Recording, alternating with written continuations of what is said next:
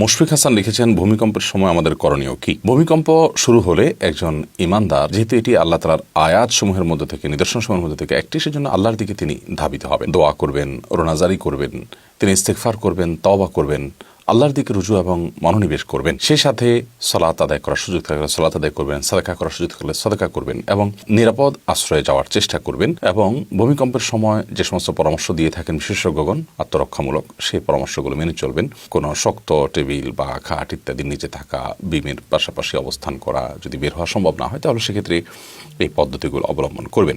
সেই সাথে আল্লাহ তাআলার জিকির ইত্যাদি নেক আমলগুলো করবেন অব্যাহত গতিতে। নবী করিম সাল্লাল্লাহু আলাইহি ওয়াসাল্লাম যখন এরকম কোনো ঝড় বাতাস তিনি দেখতে পেতেন, তখন তিনি আল্লাহর কাছে পানাহ চাইতেন যে, আল্লাহ, এই ঝড় বাতাসের কল্যাণ আপনার কাছে আমরা চাই, এর অকল্যাণ থেকে আমরা আপনার কাছে পানাহ চাই। অতএব ইমানদার যে কোনো মুহূর্তেই এ ধরনের পরিস্থিতিতে আল্লাহর দিকে আরও বেশি আমাদেরকে রুজু হতে হবে। ইনশাআল্লাহ বিদিনা আল্লাহ তাআলাই আমাদেরকে হেফাজত করবেন এবং রক্ষা করবেন।